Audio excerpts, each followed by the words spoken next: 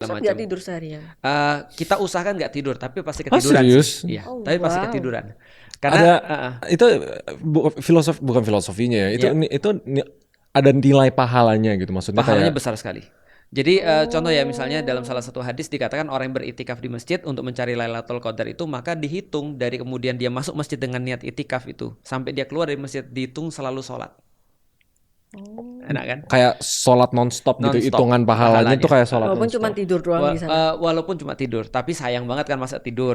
Akan baca Quran dulu lah. Nanti kalau udah ngantuk baru tidur gitu. Tidurnya tuh ada ranjangnya, Ustaz. Ada yang bawa kemah, Buat kemah dalam masjid. dalam masjid, ada yang buat kemah, ataupun kadang-kadang dibuatnya di pelataran masjid atau daerah yang masih jadi daerah masjid, atau di bawah misalnya kalau ada aula dan segala macam. Tapi kebanyakan enggak sih. Kayak aku misalnya aku cuma bawa badanku aja sih. Oh, tidur Kalau di karpet ya? tidur di kadang kalau nggak ada karpet ya udah kita sih. tidur Iya. di ini aja, biasa Itu aja. kan apa sih?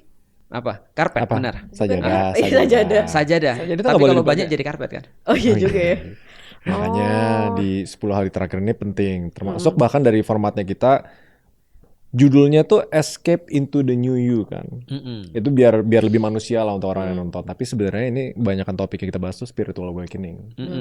Gimana cara kita mengalami pencerahan, transcendence gitu. Yaitu mendekatkan diri ke Tuhan. Kita ngelepasin hal-hal yang selama ini membelenggu pikiran kita gitu. Oke, keren. Berarti Ustadz ke masjid istrinya nggak diajak ya? Kenapa dia fokusnya tuh kayak pertanyaan teknis gitu ya?